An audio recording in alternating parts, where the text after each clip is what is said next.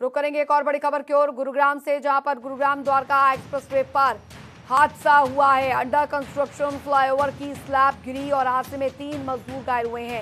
अस्पताल में उन्हें भर्ती करवाया गया। एक्सप्रेसवे पर बन रहा है एलिवेटेड फ्लाईओवर। ये इस वक्त की बड़ी खबर आपको यहाँ पर बता रहे हैं। और 3 मजदूर बताए जा रहे हैं कि घायल हुए हैं, गंभीर हालत में बताए जा रहे हैं, जिन्हें अस्पताल में भर्ती करवाया गया है। लापरवाही यहाँ पर हुई है, किस स्तर पर इसकी जांच जो है वो यहाँ पर की जाएगी। तो फिलहाल आपको बता दें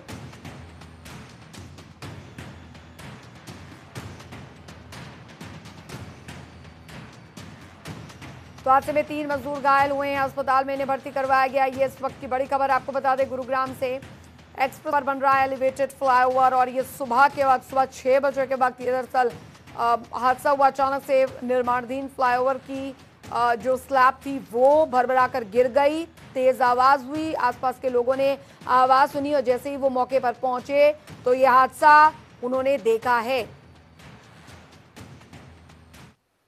सुबह कम से कम 7:30 बजे जो इसकी घटना जो यहाँ पे हुई है, यहाँ पे राजेंद्र पार्क इससे पीछे लगती हुई कॉलोनी आती है और यहाँ पे कम से कम 300 मीटर के दायरे में लोगों के जब फोन के माध्यम से जानकारी मिल रही थी कि तो उन्होंने बोला कोई भूकंप आ गया।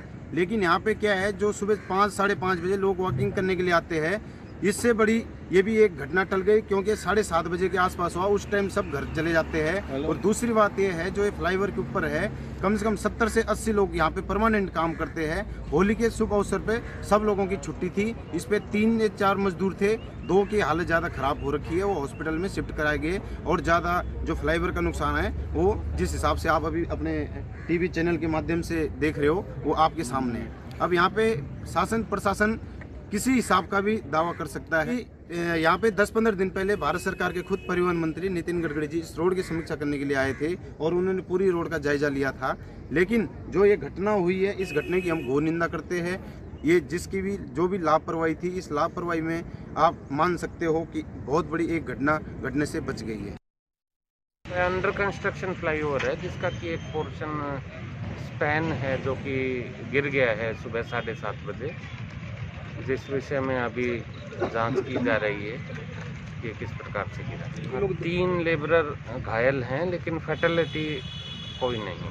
प्राइमा फेसाई कुछ ऐसा पता नहीं लग रहा, लेकिन अभी जैसे हटेंगे तो उसके बाद पता चलेगा। संवाददाता नीरज वशिष्ठ हमारे साथ इस बीच फोन लाइन पर जुड़ गए हैं ज्यादा जानकारी के साथ। नीरज, फिलहाल क्या अपडेट इस खबर पर आपके पास?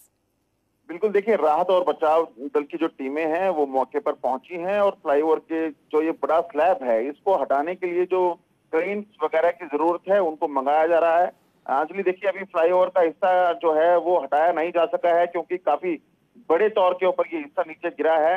हालांकि इसके नीचे कितने मजदूर दबे हैं यह भी अभी साफ नहीं है, लेकिन संभावना जताई जा रही है कि सुबह का वक्त था तो काफी कम मजदूर यहाँ पे काम कर रहे थे और जो देख रेख कर रहे थे फ्लाईओवर की, या जो आसपास जेनसेट लगा होते हैं या फिर फ्लाईओवर के जो तमाम कीमती सामान यहाँ पे पड़े होते हैं उनकी, वो लोग इसकी चपेट में जरूर आए थे, जिसमें से एक की हालत गंभीर है। 3 लोगों को निजी अस्पताल में भर्ती कराया गया है अंजलि। लेकिन इससे पहले भी 28 अगस्त 2020 को भी सोना रोड के ऊपर इसी तरह का फ्लाईओवर देर रात गिरने की सूचना मिली थी, जिसका कि दंश जो प्रोजेक्ट हेड थे उनके तबादले को लेकर देखा जा रहा था। जी अंजलि, जाहिर तौर पर नीरज, लेकिन इससे पहले भी आप ये बता रहे थे कि जब तक ये जो स्लैब जो गिरे हैं फ्लाईओवर के उन्हें हटाया नहीं जाएगा तब तक कोई इसके नीचे दबा है या नहीं है वो नहीं पता चल पाएगा। तो क्या मौके पर ऐसी मशीनें आई हैं, जेसीबी मशीनें आई हैं जिसके जरिए स्लैब्स को हटाया जाए? प्रशासन की टीम वहां पर आई है, अधिकारी आए हैं क्या वहां पर?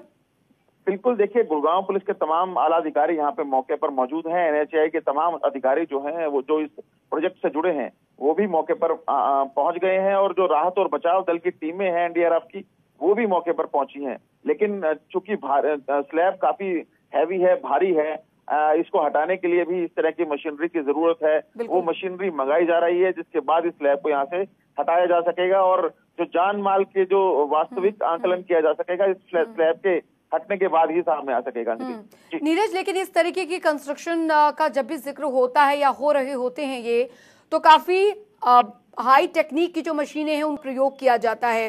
बाकायदा जो साइट इंजीनियर होता है वो उसकी देखरेख में ये काम होता है। लापरवाही किस स्तर पर रही है, क्योंकि इससे पहले भी इस तरीके का वाकया हो चुका है, लेकिन एक के बाद एक स्लैब जो थे वो गिरते चले गए और एक बहुत बड़ा हादसा होते होते यहाँ पर बचा है। लेकिन लापरवाही बहुत बड़े स्तर पर हुई है, इतनी हाई टेक्निक की मशीनरी होने के बावजूद भी इस तरीके की लापरवाही।